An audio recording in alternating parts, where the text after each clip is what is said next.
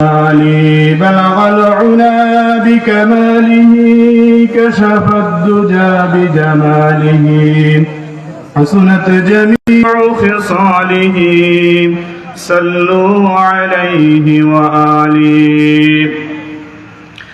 উপস্থিত সম্মানিত এলাকাবাসী, দূর দূরান্ত থেকে আগত এই মাহফিলে উপস্থিত যারা রয়েছেন, আমরা সকলেই মহান আল্লাহ রাব্বুল ইজ্জাতের দরবারে কালিমাতুশ শুকর আদায় করি, বলি আলহামদুলিল্লাহ।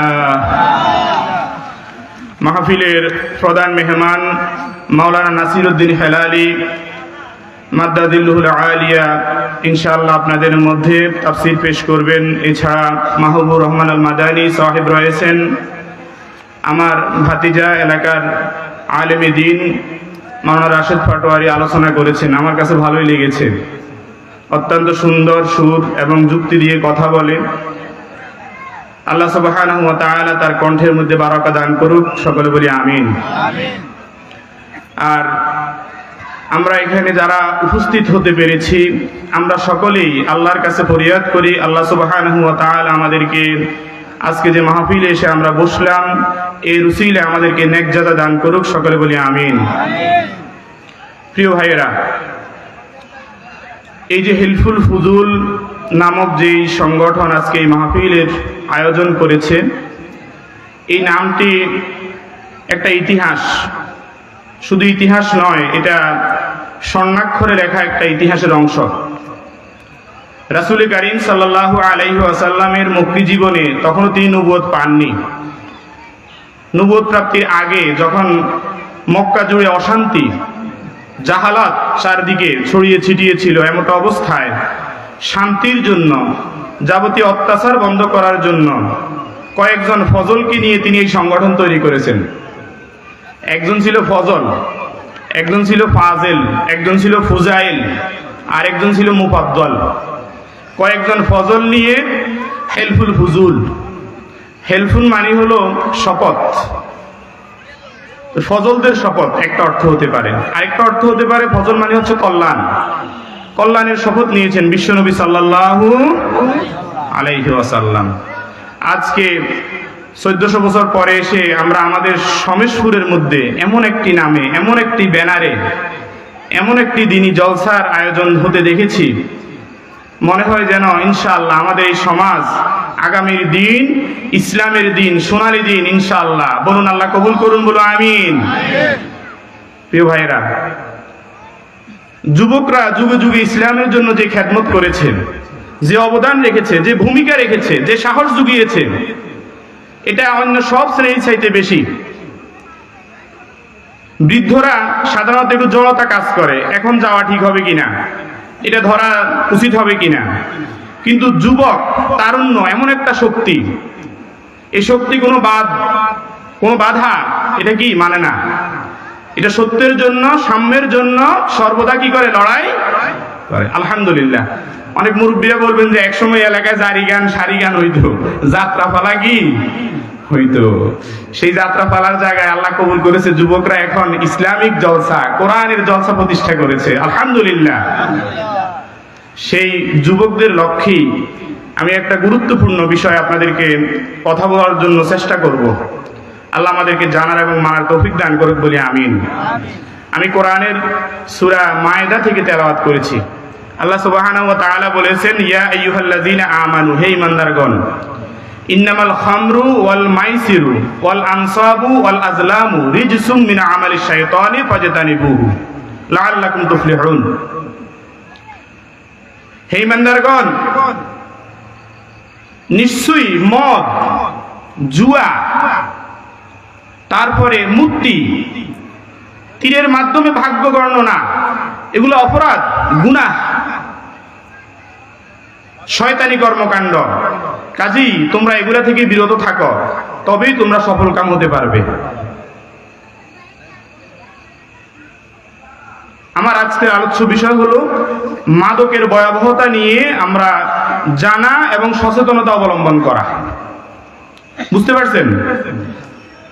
আল্লাহ সুবহানাহু ওয়া তাআলা ইসলামের প্রথম যুগে মদটাকে হারাম করেননি, এটা হারাম হয়েছে মদিনার জীবনে এসে। তিনটা স্তরে হারাম হয়েছে। সাহাবায়ে কেরামরা জিজ্ঞেস করেছে, ইয়াসআলুনাকা আনিল খামরি ওয়াল মাইসির, হে নবী আপনাকে তো ওরা জিজ্ঞেস করে মদ জুয়া সম্পর্কে, আপনি বলেন এটা গুনাহ, এটা অপরাধ, তবে এটাতে কিছু কল্যাণ রয়েছে, তাদের খাওয়ার যে অভ্যাস, তবে এটার গুনাহটা কল্যাণের চাইতে বা অপরাধটা কল্যাণের চাইতে অনেক বেশি। সাহাবায়ে কেরামরা ওরা খাইতেছেন, কই হারাম তো হয় নাই। কিছুদিন পরে আবার আয়াত নাযিল হলো যে লা তাকরাবুস সালাতা ওয়া আনতুম সুকারা, তোমরা মদ পান করা অবস্থায়, নেশাগ্রস্ত অবস্থায় নামাজ পড়িও না। এই দ্বিতীয় স্তর। এর কিছুদিন পরে চূড়ান্তভাবে এই আয়াতের মাধ্যমে মদকে হারাম করে দেওয়া হয়। মদিনার মানুষগুলো তখনও মদটাকে, মাদকটাকে তারা ডাল ভাতের মতো মনে করত। তারা যে কোনো অনুষ্ঠানে, যে কোনো প্রোগ্রামে, যে কোনো দোকানপাটে যেখানে বসে এটার আড্ডা।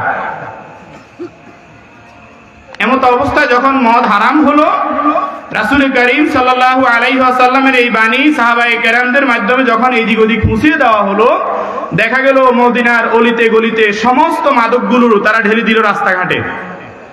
আর তারা কখনো কি মদ গ্রহণ করে নাই, কারণ তারা রাসূলকে মানত, রাসূলকে মহব্বত করত, রাসূলের সুন্নতকে কি করত, অনুসরণ করত। প্রিয় ভাইয়েরা, মদকে আরবিতে বলে খমর। খমর মানে হলো ঢেকে ফেলা। যে জিনিস মানুষের বিবেককে, মানুষের স্বাভাবিক জ্ঞান শক্তিকে লোপ করে দেয়, এটাকে বলে খমর। রাসূল আকরাম সাল্লাল্লাহু আলাইহি ওয়াসাল্লাম বলেছেন, মা খামারাল আকলু ফাহুয়াল খমর, আও কামা ক্বালা আলাইহিস সালাতু ওয়াস সালাম। যে জিনিস মানুষের আকলটাকে ঢেকে ফেলে, আকলটাকে একেবারে আচ্ছন্ন করে ফেলে, এটাই হচ্ছে খমর। এই খমরের ব্যাপারে রাসূল করিম সাল্লাল্লাহু আলাইহি ওয়াসাল্লামের অসংখ্য হাদিস রয়েছে। রাসূল আকরাম সাল্লাল্লাহু আলাইহি ওয়াসাল্লাম বলেছেন যে লা তাশরাবিল খামরা ফাইন্নাহা মিফতাহু কুল্লি শারর, তোমরা মদ খেও না, কারণ হলো মদ সমস্ত পাপের মূল, গুনাহের কি মূল। এ ব্যাপারে একাধিক বর্ণনা, ঘটনা রয়েছে যে প্রাচীন যুগে একজন বড় আল্লাহর ওলি আলেম, তাকে তৎকালীন সময়ে রাজা তাকে বন্দী করল। বন্দী করে তাকে কয়েকটা প্রস্তাব দিয়েছেন যে তুমি হয় এই একজন নারী আছে তার সাথে জেনা করবে, না হলে তুমি এখানে একটা বালক আছে তাকে হত্যা করবে, না হলে এই পাত্রের মধ্যে একটু মাদক আছে তুমি এগুলা পান করবা। এই বুজুর্গ ব্যক্তি চিন্তা করলো যে জেনা করা মারাত্মক অপরাধ। হাদিসে আসছে লা ইয়াজনি জানি লা ইয়াজনি মুমিনু হিনা ইয়াজনি ওয়া হুয়া মুমিন, আও কামা ক্বালা আলাইহিস সালাতু ওয়াস সালাম। মুমিন জেনা করা অবস্থায় সে মুমিনে থাকে না, তার ঈমানটাই তার থেকে হারিয়ে যায়, সে এই কাজটা করবে না। তারপরে মানুষকে হত্যা করা জঘন্য অপরাধ, মারাত্মক অপরাধ। ইচ্ছাকৃত কেউ কাউকে হত্যা করলে আল্লাহ কোরআন স্পষ্ট বলে ফাজাজাউ জাহান্নাম, এবং যে একজন মানুষকে হত্যা করলো সে একটা জাতিকে হত্যা করার নামান্তর। এটা সে মানুষ হত্যা করবে না। চিন্তা করলো মাদক খাইলে তো শুধু আমি ক্ষতিগ্রস্ত হব, সে একটু মাদক পান করছে, পান করার পরে তার নেশা পেয়ে বসেছে, সে জেনাও করেছে, ওই বালকটাকেও কি করেছে, হত্যা করেছে। কাজী যারা মাদকের সাথে জড়িত তারা অন্য কোনো স্বাভাবিক হিতাহিত জ্ঞান তাদের থাকে না, তারা যে কোনো অপরাধ করতে রাজি, যে কোনো অন্যায়ের সাথে তারা জড়িত হতে পারে, আশঙ্কা কি। এখন মাদক কি, কতটুকু খাওয়া যাবে? রাসূল আকরাম সাল্লাল্লাহু আলাইহি ওয়াসাল্লাম বলেছেন যে ওয়ামা আসকারা কাসীরুহু ফাকলিলুহু হারাম, সমস্ত নেশা জাতীয় যত দ্রব্য রয়েছে সব খমর, মদ। আর যে জিনিস সামান্য খেলে নেশা তৈরি হয় সেই জিনিস, যে জিনিস বেশি খেলে নেশা তৈরি হয় সেই জিনিস সামান্য খাওয়াটাও হারাম, সেটাও মদ। সেই হিসাবে যেটাকে আমরা মাদক বলি মদ, যে কোনো ধরনের ফেন্সিডিল, হিরোইন, গাঁজা, ইয়াবা, এই কয়েকটাই তো মোটামুটি আমাদের এই অঞ্চলে প্রচলিত। এগুলো প্রত্যেকটা জিনিস মাদক এবং ভয়াবহ অপরাধ। রাসূল আকরাম সাল্লাল্লাহু আলাইহি ওয়াসাল্লাম বলেছেন, মুদমিনুল খামরে কাআবিদিল ওয়াসানে, নাউযুবিল্লাহি মিন যালিক। আল্লাহ নবী বলেন, মদ পানকারী বা মাদক দ্রব্য গ্রহণকারী ব্যক্তি হলো মূর্তি পূজকের মতো। নাউযুবিল্লাহ বলেন। আপনার সামনে যদি একটা মূর্তি এনে দেয়, আপনি মূর্তি পূজা করবেন? মূর্তি পূজাটাকে আমরা সবচেয়ে বড় অপরাধ হিসেবে আমরা মনে করি, সবচেয়ে জঘন্য শিরক বলে আমরা কি করি, মনে করি। কিন্তু আল্লাহ নবী সাল্লাল্লাহু আলাইহি ওয়াসাল্লাম বলেছেন, সহিহ ইবনে মাজার হাদিস, যে মুদমিনুল খামরে কাআবিদিল ওয়াসান, মদ পানকারী ব্যক্তি হলো সরাসরি মূর্তি পূজকের মতো। অর্থাৎ মূর্তি পূজায় যে অপরাধ, মদ পান করাটা একই অপরাধ, একই কি অপরাধ। এখন মুরব্বীরা বলবেন, হুজুর আমরা তো আর এখানে ধারে কাছে যাই না, আজকে আমাদেরকে নিয়ে কেন এটা শুরু করছেন? এটা তো জানা দরকার, বুঝা দরকার। আপনি না খেলে আপনার কি উপকার আসবে সেটাও তো বুঝা দরকার আছে না? জান্নাতে আল্লাহ সুবহানাহু ওয়া তাআলা 7 ধরনের শরাবের ব্যবস্থা করবেন। পানি, সুপেয় পানি, একেবারে খাঁটি মধু, একেবারে খাঁটি দুধ, আরেকটা হলো শারাবান তাহুরা, পবিত্র মাদক। আর এটা আল্লাহ সুবহানাহু ওয়া তাআলা জান্নাতি বান্দাদেরকে তার নিজ হাতে পান করাবেন। সুবহানাল্লাহ। ওয়াসাকাহুম রাব্বুহুম শারাবান তাহুরা। আল্লাহু আকবার। সেটা দুনিয়ার এই মাদকের মতো নেশা তৈরি করবে না। এটা খেলে কে মা, কে সন্তান, কে মানুষ, কে পশু, এই যে ভেদাভেদটা আমরা ভুলে যাই, এটা ভুলবে না। বরঞ্চ এটা খেলে মস্তিষ্ক, ব্রেন আরো সতেজ হবে, আরো সজাগ হবে, আরো শুদ্ধ হবে। সুবহানাল্লাহ। যারা দুনিয়াতে এই মাদক দ্রব্যের কাছে যাবে না, আল্লাহ সুবহানাহু ওয়া তাআলা তাদেরকে জান্নাতে এই সুপেয় পানি পান করাবেন। আল্লাহ তুমি আমাদেরকে কবুল করো বলি আমিন। তাহলে জান্নাতি এই নিয়ামত আমরা ভোগ করতে চাই না?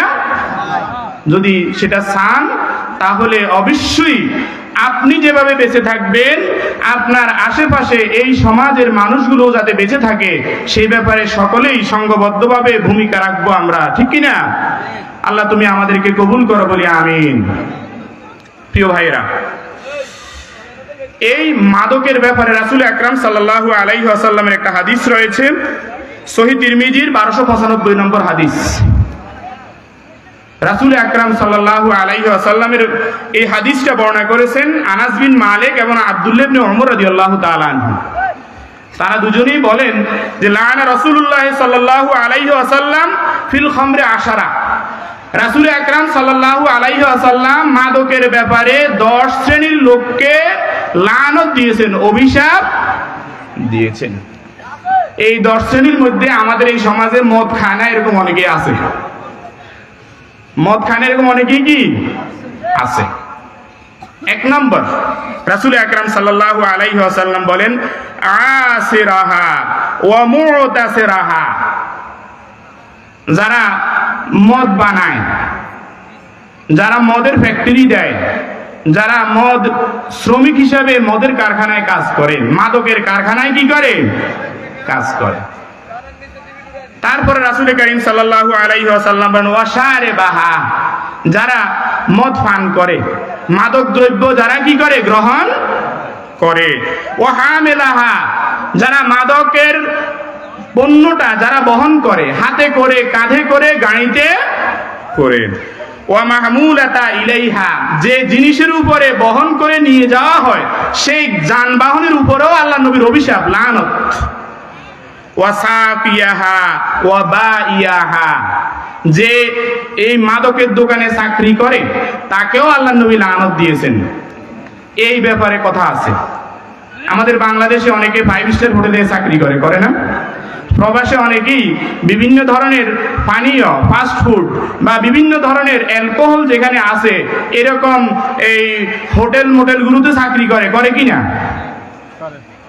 রাসূল আকরাম সাল্লাল্লাহু আলাইহি ওয়াসাল্লাম তাদের প্রতিও লানত দিয়েছেন যে তুমি আরেকজনকে মদ প্রস্তুত করে দিচ্ছ, মদ বিক্রি করছো, তোমার উপরেও লানত। কথা বুঝেননি? তাহলে যারা সাকিয়াহা, যারা মদকে আরেকজনেরকে রেডি করে দেয় পান করার জন্য, এরপরে যারা বিক্রি করে, ওয়াকলি সামানিহা, যারা মদের মূল্য গ্রহণ করে, ওয়াল মুশতারি লাহা, যারা মদ বিক্রি করে, ওয়া মুশতারাত লাহা, যাদের কাছে মদ বিক্রি করে নিয়ে যাওয়া হয়, এই 10 শ্রেণীকে রাসূল আকরাম সাল্লাল্লাহু আলাইহি ওয়াসাল্লাম লানত দিয়েছেন। 10 শ্রেণীর লোক, কয় শ্রেণীর লোক? লানত দিয়েছেন এদেরকে। তাহলে এই 10 শ্রেণীর মধ্যে মদ পান না করলেও প্রত্যক্ষ পরোক্ষভাবে কিছু লোক জড়িত আছে, কিছু লোকের রিজিক জড়িত কি আছে। এই হাদিসটা জানার পরে ওই লোকগুলোর উচিত হবে আজ থেকে এই ধরনের চাকরি, এই ধরনের ব্যবসা, এই ধরনের বহন করা সব থেকে কি থাকা, বিরত থাকা। আল্লাহ সুবহানাহু ওয়া তাআলা আমাদেরকে কবুল করুন, নেক বান্দা হিসেবে সকলে বলি আমিন। প্রিয় ভাইয়েরা, রাসূল আকরাম সাল্লাল্লাহু আলাইহি ওয়াসাল্লামের আরেকটা হাদিস শুনি। আমরা তো এমনি ওয়াজ মাহফিলে গেলে বিভিন্ন ধরনের গল্প, বিভিন্ন ধরনের কাহিনী, কিচ্ছা এগুলো শুনি। মোটামুটি এই ধরনের মাহফিলের সমাজে কি নেই, অভাব নাই। 2-4টা হাদিস রাসূল আকরাম সাল্লাল্লাহু আলাইহি সাল্লামের জীবনী থেকে শুনলে আমাদের কি লস হবে ভাইয়েরা? একটা অধ্যায় ইলমের যদি আপনি জানেন, 1000 রাকাত নফল নামাজের চেয়েও বেশি সওয়াব আল্লাহ আপনার আমলনামায় দিবে। সুবহানাল্লাহ বলেন। তাহলে এটা একটা ইলমের অধ্যায় না? রাসূল আকরাম সাল্লাল্লাহু আলাইহি ওয়াসাল্লাম নির্দেশনা কি এই ব্যাপারে আমাদের জানা দরকার আছে, মানা দরকার আছে। আপনি মানতে পারেন বা নাই পারেন, আপনার জন্য 1000 রাকাত নফল নামাজ পড়ার সওয়াব হবে। আরেকটা হাদিস রয়েছে, রাসূল আকরাম সাল্লাল্লাহু আলাইহি ওয়াসাল্লাম বলেন, সালাসাতুন লা ইয়াদখুলুনাল জান্নাতা আবাদা। 3 শ্রেণীর লোক কখনো জান্নাতে যাবে না। আবাদা মানে কখনো, নেভার দে উইল গো, কখনো তারা যাবে না, কখনো তারা প্রবিষ্ট হবে না, কখনোই যাবে না। আবাদা, কখনোই তারা কি কোথায় যাবে না, জান্নাতে যাবে না। 1 নম্বর হলো আদ-দায়ুস, দায়ুস ব্যক্তি। দায়ুসের ব্যাখ্যা হাদিসে আছে, যে পুরুষ তার পরিবারের নারীদেরকে বেপরদার সমর্থন করে, এই লোকটাই হচ্ছে দায়ুস। আপনার ঘরে আপনার মেয়ে, আপনার বোন, আপনার স্ত্রী বেপরদাভাবে চলাফেরা করে, রাস্তাঘাটে যায়, বাজারে যায়, দোকানে যায়, বিভিন্নভাবে তারা বেহায়া প্রদর্শন করে, আপনি জেনেও না জানার ভান করেন, দেখেও না দেখার ভান করেন, আপনি হচ্ছেন একজন দায়ুস। আর আল্লাহ নবী বলেছে দায়ুস কখনোই জান্নাতে যাবে না। কি ভয়ঙ্কর কথা ভাইয়েরা! আজকে অনেক যুবকরা আছে নিজেরা বাজারে যায় না, পছন্দ কম, ফাটায় কারে? বউরে ফাটায়। বউর পছন্দ বালা, বউর কি বালা? পছন্দ বালা। বউয়ে কয় তোমার সব জিনিস পছন্দ থাক ক্লাস। তো এক জামাই উঠি কইছিল যে তোমারও তো আমি পছন্দ করে বিয়ে করছি, তুমিও তো থাক ক্লাস, ঠিকই না? কোন নারী স্বামীর পছন্দ, স্বামীর খুশি মতো যদি চলে, দ্বীনের মধ্যে যদি চলে, রাসূল আকরাম সাল্লাল্লাহু আলাইহি ওয়াসাল্লামের সুসংবাদ রয়েছে, সে হজ করার মতো, জিহাদ করার মতো, জুমার মতো, ঈদগাহে যাওয়ার মতো সমান সওয়াব লাভ করবে। সুবহানাল্লাহ। প্রিয় ভাইরা, তাহলে নারীরা ব্যাপারটা চলবে না। আমরা পুরুষরাও এই ব্যাপারটাকে কি দেব না, সাপোর্ট যথাসাধ্য। আমাদের সীমাবদ্ধতা আছে, অর্থনৈতিক, পারিবারিক, সামাজিক কিছু পারিপার্শ্বিকতার কারণে আমরা পারি না, কিন্তু আল্লাহর কাছে আমরা দ্রুতই এই পরিবেশটা যাতে ফিরে আনতে পারি, তৈরি করতে পারি, আল্লাহর জন্য আমরা এই সামর্থ্য কামনা করি। আল্লাহ তুমি আমাদেরকে কবুল করো বলি আমিন। অন্তত ততদিন পর্যন্ত নিজের তাকওয়া, নিজের এই কলবটাকে আপনি অগ্রাধিকার দিয়ে অন্তত এই পরিবেশটা তৈরি করার জন্য মানসিকভাবে প্রস্তুত থাকবেন, চেষ্টা করবেন। আল্লাহ আমাদের সকলকে কবুল করুক বলি আমিন। আল্লাহ নবী সাল্লাল্লাহু আলাইহি ওয়াসাল্লাম বলেন, 2 নম্বর হলো ওয়াজরাজুলাতু মিনান নিসা, যে সমস্ত পুরুষরা নারীর বেশ ধরে, যে সমস্ত নারীরা পুরুষের বেশ ধরে, এরা কখনো জান্নাতে যাবে না, এরা কখনো জান্নাতে যাবে না, এরা কখনো জান্নাতে যাবে না। অনেক পুরুষ দেখবেন মাথার মধ্যে ইয়ে লাগায়, কি লাগায়? ওই যে মেয়েরা ব্যান্ড লাগায় না, ব্যান্ড লাগায়, কানের মধ্যে, নাকের মধ্যে নাকফুল, কানফুল এগুলো লাগায়। দেখছেন কি আপনারা এগুলা? চুলের সুন্নাত প্রক্রিয়া রয়েছে। আপনি যদি এরকম বড় চুল রাখেন, রাসূলের সুন্নাত মেনে শামাইলে তিরমিজির মধ্যে দেখবেন, সেখানে রাসূলের চুল রাখার যে পদ্ধতিগুলো বিস্তারিত আলোচনা আছে। কিন্তু চুল বড় রেখে এখানে আপনি বিভিন্ন ধরনের এই মেয়েদের মতো করে মারবেন, ব্যান্ড মারবেন, এটা মারবেন, সেটা মারবেন, এটা নারীর মতো বেশ ধরা। আল্লাহ নবী বলেছে, কোন নারী যদি পুরুষের বেশ ধরে, পুরুষ নারীর বেশ ধরে, এরা কখনো জান্নাতে ওয়ার রাজুলাতু মিনান নিসা ওয়া মুদমিনুল খামরে, যারা মদ পান করবে, যারা মদের প্রতি আসক্ত হবে, যারা মাদক দ্রব্য গ্রহণ করবে, এরা কখনো জান্নাতে যাবে না। তাহলে 3 নম্বর আল্লাহ নবী মাদক দ্রব্য যারা গ্রহণ করে এদের কথা বলছেন। প্রিয় ভাইরা, রাসূল আকরাম সাল্লাল্লাহু আলাইহি ওয়াসাল্লাম আরো বলেছেন, মান শারিবাল খামরা ওয়া সাকিরা লাম তুকবালু লাহু সালাতুন 40 সাবাহা, যে ব্যক্তি মাদক দ্রব্য গ্রহণ করবে, যে ব্যক্তি নেশা জাতীয় দ্রব্য গ্রহণ করবে, তার 40 দিন পর্যন্ত কোনো নামাজ, কোনো ইবাদত আল্লাহর কাছে গ্রহণযোগ্য হবে না। ওয়া ইন মাতা দাখালান নার, সে যদি মারা যায় সে কোথায় যাবে? জাহান্নামে যাবে। কার কথা? রাসূলের কথা। ইবনে মাজাহ 3440 নম্বর হাদিস, খুলে দেখবেন। তাইলে যে ব্যক্তি মাদক গ্রহণ করবে এবং এই মাদক গ্রহণ করে সে নেশায় যারা বুধ হবে, এই লোকগুলার কোনো ইবাদত, কোনো সালাত পরবর্তী 40 দিনের নামাজে কবুল হবে না। এবং সে যদি তাওবা ছাড়া মৃত্যুবরণ করে, এমন অবস্থায় সোজা জাহান্নাম। সোজা কি? আরেকটা হাদিস আছে, সময়ের অভাব বলতে পারবো না হয়তো। আল্লাহ নবী বলছে, যদি কেউ জিনা অবস্থায় মারা যায় সে মুমিন থাকে না। যদি কেউ মাদকাসক্ত অবস্থায় মারা যায়, নেশাগ্রস্ত অবস্থায় মারা যায়, সে আর মুমিন থাকে না, তার জানাজাও হবে না। তার জানাজাও কি? কত ভয়ঙ্কর কথা। প্রিয় ভাইরা, এই হাদিসে আল্লাহ নবী সাল্লাল্লাহু আলাইহি সাল্লাম 3 বার একই কথা বলেছেন, যদি সে তাওবা করে মাফ হবে। আবার যদি সে খায়, আবার 40 দিনের সামনে 40 দিন নামাজ কবুল হবে না, আবার তাওবা করলেও আবার মাফ হবে। তৃতীয়বারের পরও যদি সে খায়, আল্লাহ নবী সাল্লাল্লাহু আলাইহি ওয়াসাল্লাম বলেন, ওয়া ইন আদা হাক্কান আলাল্লাহি আন ইউসকিয়াহু মিন রাদাগাতিল খাবালি ইয়াউমাল কিয়ামাহ, কিয়ামতের দিন আল্লাহ সুবহানাহু ওয়া তাআলা তাকে ধরে এই খাবাল, জারাতিন খাবাল নামক একটা পানীয় তাকে খাওয়াই দিবেন। সাহাবায়ে কেরাম জিজ্ঞেস করলো, ইয়া রাসূলুল্লাহ, এই খাবালটা কি? এই পানীয়টা কি? এটা কি মিষ্টি না টক নাকি? রাসূল কারীম সাল্লাল্লাহু আলাইহি ওয়াসাল্লাম বললেন, হিয়া উসারাতু আহলিন নার, এটা হচ্ছে জাহান্নামীদের ফুজ। জাহান্নামীরা কষ্ট পেতে পেতে, শাস্তি পেতে পেতে তাদের শরীর থেকে যে রক্ত, ফুজ, পানীয়টা বের হবে, এই পানীয় ফুজটা জাহান্নামীদের খাদ্য হবে। এই মাদকাসক্ত ব্যক্তির খাদ্য কি? নাউযুবিল্লাহি মিন যালিক। এই খানা খাইতে রাজি আছেন নি কেউ? আছেন নাকি? আল্লাহ তুমি মাফ করো। কত ভয়ঙ্কর কথা। মূর্তি পূজকের সমান বলছে আল্লাহ নবী সাল্লাল্লাহু আলাইহি ওয়াসাল্লাম।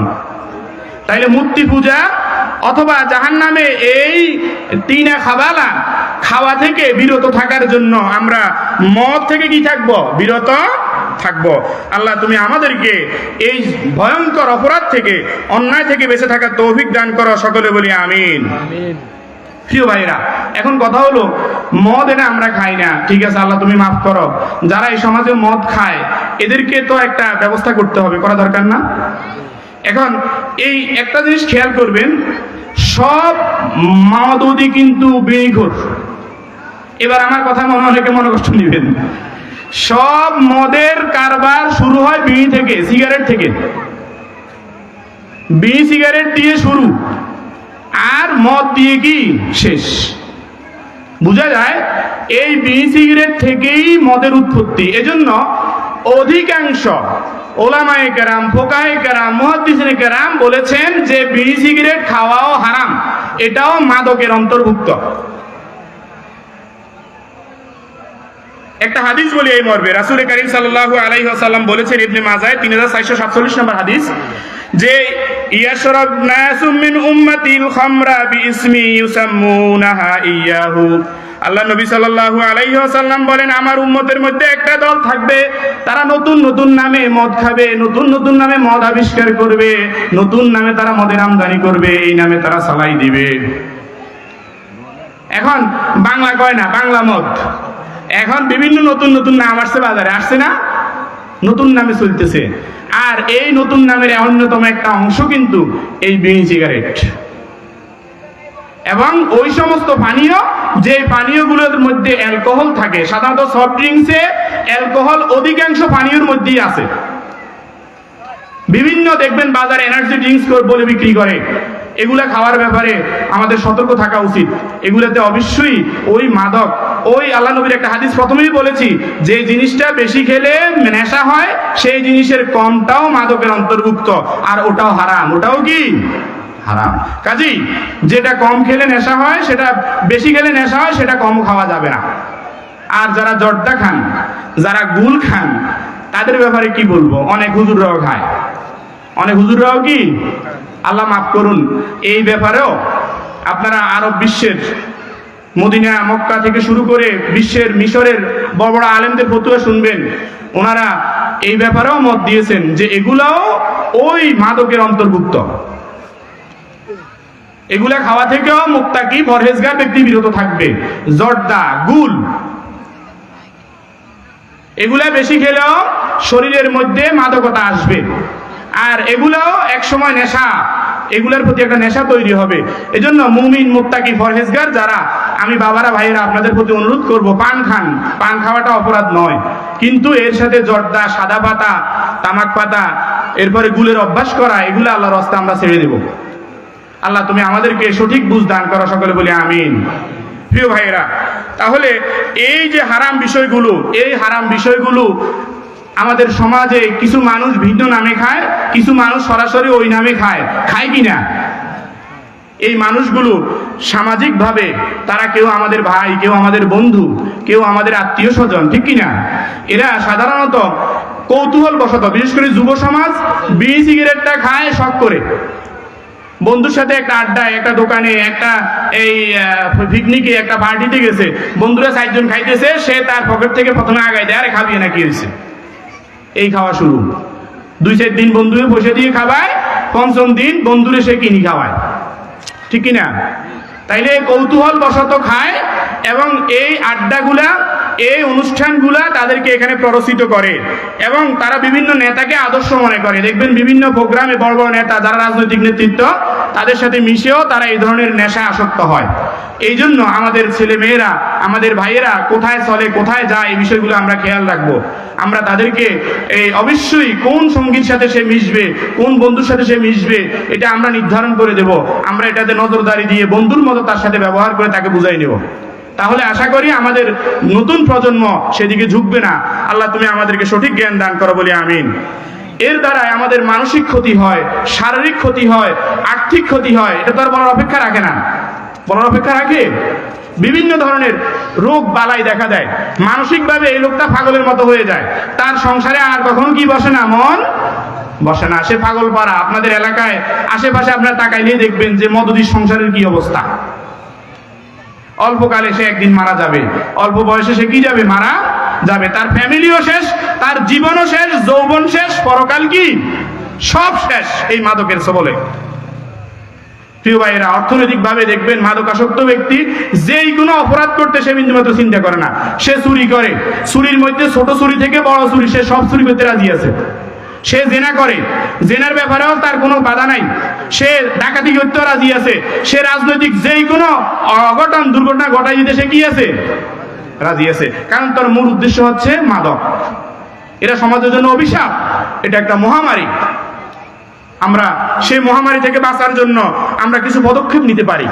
সেই পদক্ষেপগুলো হতে পারে যে আমরা আমাদের সন্তানদেরকে, ওই যে বলছি, স্বাভাবিক জীবন, বন্ধুত্বপূর্ণ একটা সম্পর্ক আমাদের ভাই সন্তানদের সাথে আমরা তৈরি করব। এভাবে আমরা বিভিন্ন সেমিনার, ওয়াজ মাহফিলের মাধ্যমে তাদেরকে বুঝাবো যে এটা একটা অভিশাপ, এটা তোমার জীবনটাও শেষ করবে, এই সমাজটাকে এটা কি করে দিবে, শেষ করে দেবে। তাদেরকে আমরা বোঝানোর চেষ্টা করব, প্রয়োজনে তাদেরকে চিকিৎসার ব্যবস্থা করব। ঢাকাতে বিভিন্ন ধরনের মাদকাসক্তি নিরাময় কেন্দ্র রয়েছে, সেখানে আমরা তাদেরকে বুঝিয়ে নেব। এভাবে আমরা যথাসম্ভব বিভিন্ন ধরনের পজিটিভ ধর্মীয় অনুভূতি মেনে যে সমস্ত আচার অনুষ্ঠান, এই ধরনের অনুষ্ঠানগুলো বাড়িয়ে করার চেষ্টা করব। ইসলামিক সাংস্কৃতিক অনুষ্ঠান হতে পারে, হালাল কোনো ধরনের শরীর চর্চামূলক খেলাধুলা হতে পারে। এগুলোর মধ্যে যদি আমাদের সন্তানরা থাকে, তারা হয়তো মাদক থেকে দূরে থাকবে। আর সর্বোপরি তাদেরকে যদি আমরা দ্বীনি শিক্ষা দিতে পারি, নৈতিক শিক্ষা যদি আমরা দিতে পারি যে এটা হারাম, এটা কি হারাম, এটা খেলে পরকাল শেষ, এটা খেলে তোমার দুনিয়াও শেষ, আখেরাতও কি শেষ। দেখবেন মাদ্রাসায় পড়ে এরকম ছেলে মদ খাইছে, বা মদের গাড়ি নিয়ে ধরা পড়ছে, বা মদের কোনো ধরনের অপরাধে জড়াইছে, এরকম রেকর্ড খুব একটা নাই, আসেনি? নাই।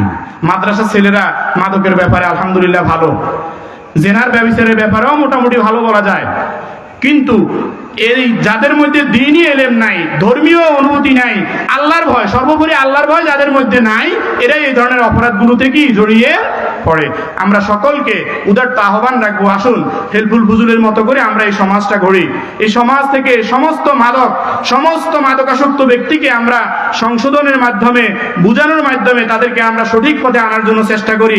আল্লাহ সকলকে হেদায়েতের ছায়াতলে আসার তৌফিক দান করুক বলে আমিন।